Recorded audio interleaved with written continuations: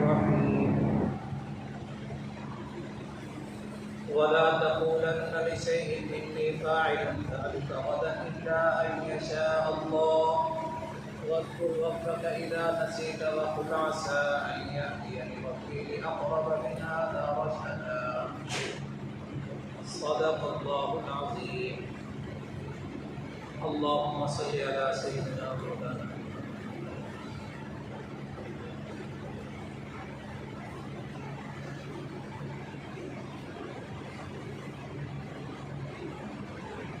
اللہ تبارک و تعالی نے سورۃ الکہف کی آیت نمبر 23 اور 24 میں ایک بہترین اصول اور کامیابی کا اصول بیان فرمایا ہے۔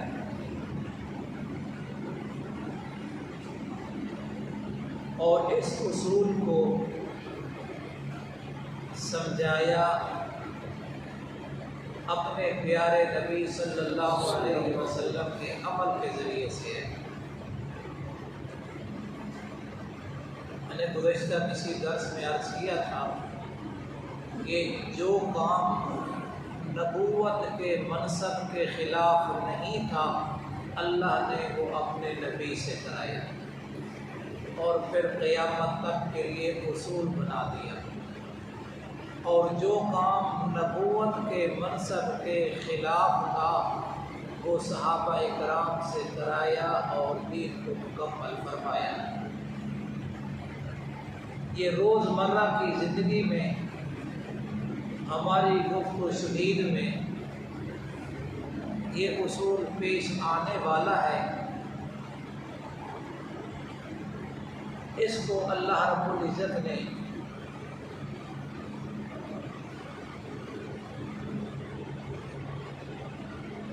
اپنے محبوب صلی اللہ علیہ وسلم کی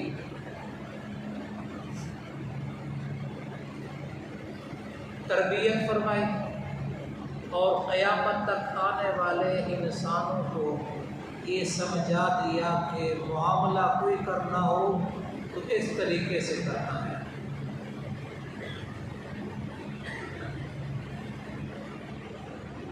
امام راضی رحمۃ اللہ علیہ نے لکھا ہے اس آیت کے نزول کی وجہ فرمایا ان القوم لما سألوا النبي صلی اللہ علیہ وسلم عن المسائل الثلاثة،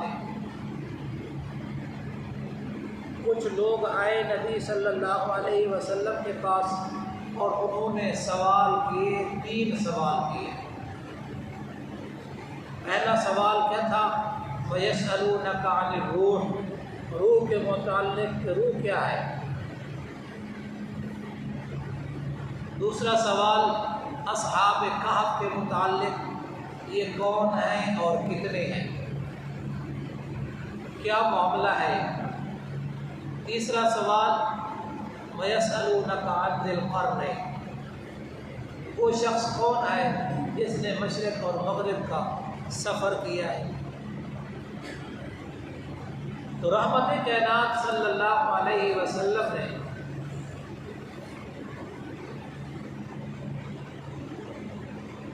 یہ سوچ کر ارشاد فرمایا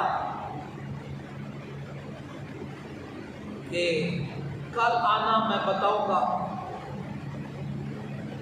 اجیبکم عنہا غدا، کل آنا میں اس کے بارے میں آپ کو بتاؤں گا۔ وَلَمْ يَقُلْ إِنشَاءَ اللَّهِ، اور انشاءاللہ کہنا بھول گئے۔ وَاحْتَسَبَ الْوَحْيُ 15 يَوْمًا، 15 دن 18 دن کم و بیش وقت کے لیے وحی منقطع ہو گئی، وحی کا سلسلہ رک گیا۔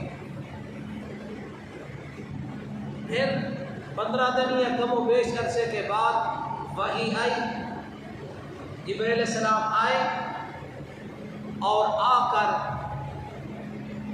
سوالوں کے جواب ملائے اور یہ آیات ملائے۔ وَلَا تَقُولَنَّ لِشَيْءٍ انی فاعل ذلک غدا۔ اس 15 دن کم و بیش وقت کے اندر مشرکین سے، یہودیوں سے جو کچھ بن سکتا تھا انہوں نے کیا، تانا زنی شروع کی،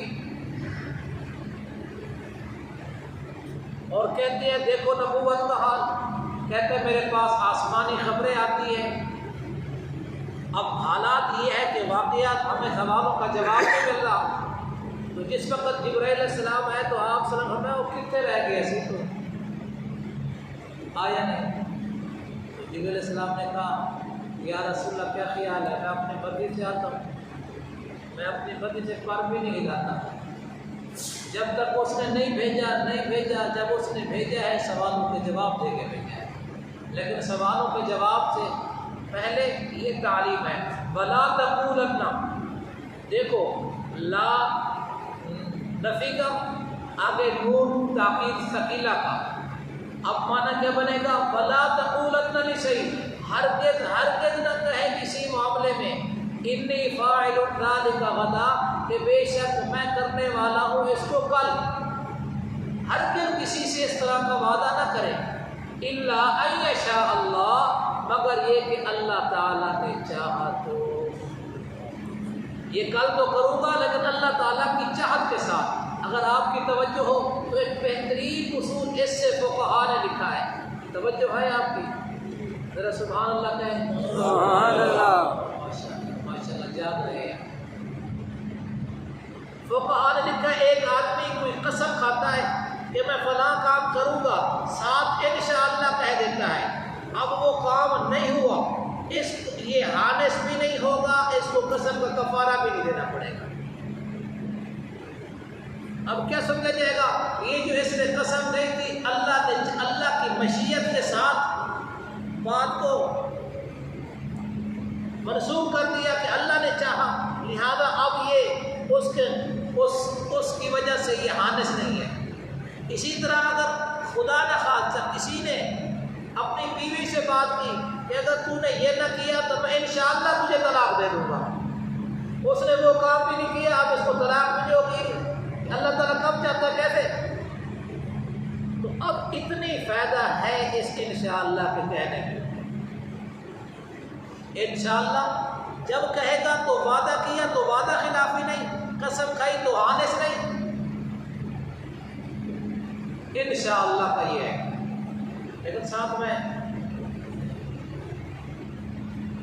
اب انشاءاللہ کہنا ہے تو اللہ رب العزت نے فرمایا انشاءاللہ کہے، وَاذْكُرْ رَبَّكَ إِذَا نَسِيتَ، فرمایا یاد کر تو اپنے رب کو جب بھول جائے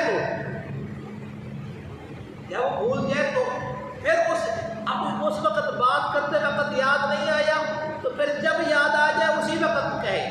اس میں فقہاء کا، علماء کا، مفسرین کا اختلاف ہے کہ اس کی لمٹ کہاں تک ہے، کب تک اس کو کہا جا سکتا ہے، لیکن بات کا تو جو بات کرے تو ہمارے دل میں اللہ ہی اللہ ہو، نظر میں اللہ ہی اللہ ہو، دل دماغ میں اللہ ہو، اپنے ہر معاملات کو اللہ تعالیٰ کے ساتھ، اللہ تعالیٰ کی یاد میں رکھتے ہوئے، اللہ تعالیٰ کو یاد رکھتے ہوئے کرے، تو انشاءاللہ جس وقت بات کر رہے ہیں اسی کے ساتھ ہے، بھول گیا تو پھر جب یاد آ جائے۔ ہے تو لطیفہ، لیکن اگر آپ توجہ کریں تو بہت بڑی سمجھ آ جائے گی۔ جو میں بات کر رہا ہوں اس کو سمجھانے کے لیے ہے بہترین لطیفہ۔ ایک مسجد کے امام صاحب تھے، وہ ایسے مسجد کے گیٹ سے نکلے، گئے، جا رہے تھے، آگے امام صاحب آ گئے، چودھری صاحب کتنے چل رہے ہو؟ وہ جی منڈی جا رہے ہیں۔ منڈی کی کر گائے خریدنے کے لیے جا رہا ہوں۔ پھر تو آپ شام کو آئیں گے؟ اللہ شام کو آنے کی گل ہے، یہ منڈی ہے، یہ دیا، یہ گائے خریدنے اور واپس آ گئی، انشاءاللہ نہیں کہا، چل ہاں مولوی صاحب نے پھر کہا بھی ابھی انشاءاللہ تو کہہ دو، انشاءاللہ ماشاءاللہ یہ مولوی کام ہے، پیسے جیب میں ہے، منڈی پہ گائے کھڑی ہوگی، لے کے آ جاؤ، اس میں اللہ کی کیا بات ہے؟ کہتے ہیں جب منڈی میں لیا، جائے پسند کی، نرخ طے ہوا، ساری بات طے ہوئی، معاملات طے ہوئے، جب قیمت دینے کی باری آئی، پیسے دینے کی باری آئی، تو جیب میں ہاتھ ڈالا تو ہاتھ نیچے سے نکل آیا۔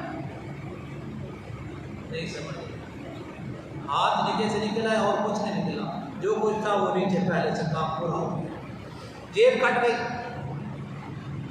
اب واپس آ رہا ہے۔ تو ابھی یہ تو چند منٹ کا کام ہے، تھوڑے وقت کی بات ہے۔ ابھی مولوی صاحب کیوں کری پہ رہتے، سبزی خریدنے کے لیے گئے ہوں گے مولوی صاحب، وہ بھی اسی مارکیٹ میں کہیں تھے، تو واپس دیکھا وہ خان صاحب، وہ ملک صاحب، وہ چودھری صاحب، وہ صاحب وہ واپس آ رہے ہیں اور سر نیچے کیا ہوا ہے، چہرے پہ اداسی ہے۔ انہوں نے کہا کیا ہوا خان صاحب، کیا ہوا ملک صاحب، کیا ہوا؟ جو بھی تھے۔ تو اب سنیے اب کیا کہہ رہا ہے کہ مولوی صاحب انشاءاللہ یہاں سے لیا، انشاءاللہ منڈی میں پہنچ گیا، انشاءاللہ طے پسند کی، انشاءاللہ قیمت طے ہوئی، انشاءاللہ جیب میں ہاتھ ڈالا، انشاءاللہ جیب کٹ گئی۔ اب جیسے انشاءاللہ کا اب فائدہ نہیں، یہ اسی وقت ہے۔ وَلَا تَقُولَنَّ لِشَيْءٍ إِنِّي فَاعِلٌ ذَلِكَ غَدًا إِلَّا أَن يَشَاءَ اللَّهُ وَاذْكُر رَّبَّكَ إِذَا نَسِيتَ۔ اور دوسری صورت تکبیر میں آتا ہے وَمَا تَشَاءُونَ إِلَّا أَن يَشَاءَ اللَّهُ رَبُّ الْعَالَمِينَ۔ تمہارے چاہنے سے کیا بات بنتی ہے؟ تمہارے چاہنے سے کوئی بات نہیں بنتی، إِلَّا أَن يَشَاءَ اللَّهُ، جو اللہ چاہے گا، جو رب العالمین چاہے گا، بات تو وہی بنے گی۔ علامہ ابن کثیر رحمۃ اللہ علیہ یہ روایت نقل کی ہے کہ ابن عباس رضی اللہ تعالیٰ عنہ اس کے راوی ہیں، کہتے ہیں قال رجل للنبی صلی اللہ علیہ وسلم،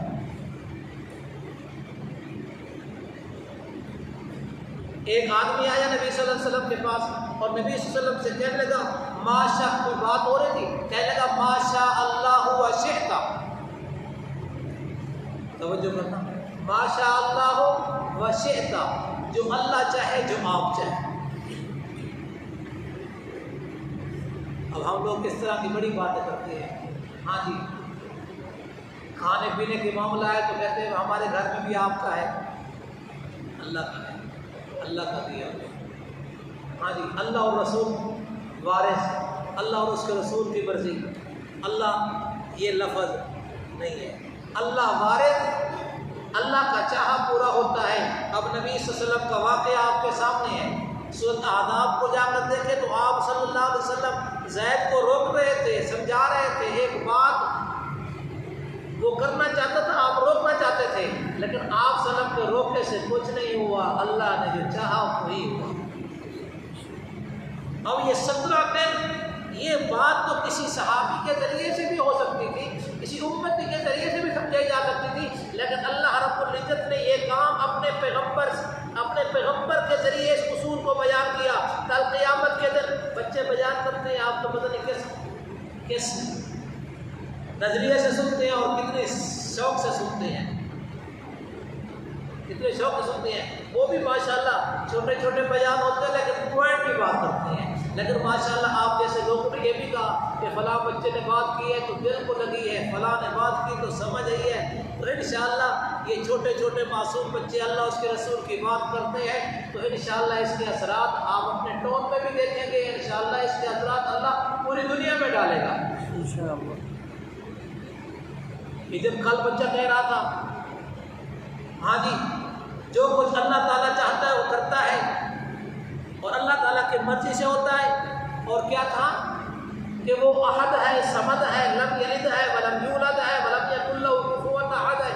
تو یہ جو بول رہا تھا اس کے اثرات پڑ رہے ہیں۔ یہ لگا بات ہے کہ یہاں ہمیں شکل میں ہمیں یہاں نظر نہ آئے، تو بہرحال تو نبی صلی اللہ علیہ وسلم کے پاس آیا تو کہنے لگا ماشاء اللہ وہ ماشاء اللہ۔ آپ صلی اللہ علیہ وسلم ناراض ہوئے اور آپ صلی اللہ علیہ وسلم نے فرمایا اجعلتنی للہ ندا، تو نے مجھے اللہ کا شریک بنا دیا۔ سنیے اس نے کیا کہا ماشاء و ما شئت، ماشاء اللہ و ما شئت، جو اللہ چاہے، جو اللہ کا رسول چاہے۔ آپ صلی اللہ علیہ وسلم اجعلتنی للہ ندا، کیا تو نے مجھے اللہ کا شریک بنا دیا؟ قل ماشاء اللہ وحدہ، کہے کہ جو اللہ وحدہ لا شریک چاہے گا وہی ہوگا۔ اس کے علاوہ کچھ نہیں ہوتا۔ بخاری کی روایت ہے، آخری بات کرنے لگا ہوں، ذرا توجہ کرنا، بخاری، مسلم اور دیگر کتب احادیث میں یہ روایت ہے۔ ایک آدمی آیا اور پوچھنے لگا ایو الذنب اعظم عند اللہ، اللہ تعالیٰ کے ہاں بڑے گناہوں میں سے بڑا گناہ کون ہے، کون سا ہے؟ بخاری شریف کی ہے، بڑے گناہوں میں سے کون سا سب سے بڑا گناہ ہے؟ تو آپ صلی اللہ علیہ وسلم نے فرمایا ان تجعل للہ ندا، یہ کہ تو بنائے اللہ تعالیٰ کے لیے کسی کو شریک، اللہ تعالیٰ کے لیے شریک بنائے۔ ہاں جی، یہ لجپال، پہلے بتایا غریب نواز، دستگیر، داتا گنج خزانے بخشنے والا، لجے پالنے والا، غریبوں کو نوازنے والا، دستگیر، یہ سارے اللہ تعالیٰ کے فعل ہے۔ اللہ تعالیٰ ان کاموں کرنے والا ہے، خزانے بخشنے والا، دستگیری کرنے والا۔ تو فرمایا اجعل ان تجعل للہ ندا، پھر آگے کی جملہ فرمایا، وہ توجہ کریں، آگے فرمایا وہو خالقک، وہو خالقک، اس حالانکہ اس نے تجھے پیدا کیا، پیدا اس نے کیا۔ تذکرے اور کے روزی وہ دیتا ہے، تذکرے اوروں کے نسبت اور کی طرف خزانے وہ دیتا ہے، داتا کسی اور کو بنا کے رکھا ہے۔ فرمایا بڑے گناہوں میں سے بڑا گناہ کون سا ہے؟ شرک کا ہے، آسان لفظوں میں کہہ دی، شرک کا ہے۔ تو فرمایا آج ان تجعل للہ ندا وہو خلقک، تو اللہ رب العزت نے اس آیت کے اندر فرمایا واذکر ربک اذا نسیت، یاد کر تو اپنے رب کو جب بھول جائے، وقل عسیٰ ان یہدینی ربی لاقرب من ھذا رشدا، آپ کہہ دیں میں امید رکھتا ہوں کہ رہنمائی کرے گا میرا پروردگار، میرا پروردگار میری رہنمائی کرے گا، راستہ دکھائے گا، اس سے جو زیادہ قریب ہے نیکی کے، زیادہ قریب ہے وہ نیکی کے، وہ مجھے کہے گا۔ تو آپ صلی اللہ علیہ وسلم سے 3 سوال کیے، پہلا سوال کون سا تھا؟ روح کے متعلق، دوسرا اصحاب کہف کے متعلق، تیسرا ذوالقرنین کے متعلق۔ تو اللہ رب العزت نے ان کے سوالوں کا جواب بھی بھیجے اور جبریل علیہ السلام کو دے کر بھیجا، اور ساتھ یہ اصول بھی بیان فرما دیا کہ کبھی کسی کام کو اللہ کی مشیت کے بغیر نہیں کرنا، اپنے ہر کام کو اللہ کی مشیت کے ساتھ منسوخ کرنا ہے، اگر اللہ نے چاہا تو یہ ہوگا۔ اللہ تعالیٰ آپ کو اور آپ کے بیماروں کو شفا نصیب فرمائے، اللہ تبارک و تعالیٰ آپ کے توت کی حفاظت فرمائے، توت والوں کی بھی حفاظت فرمائے۔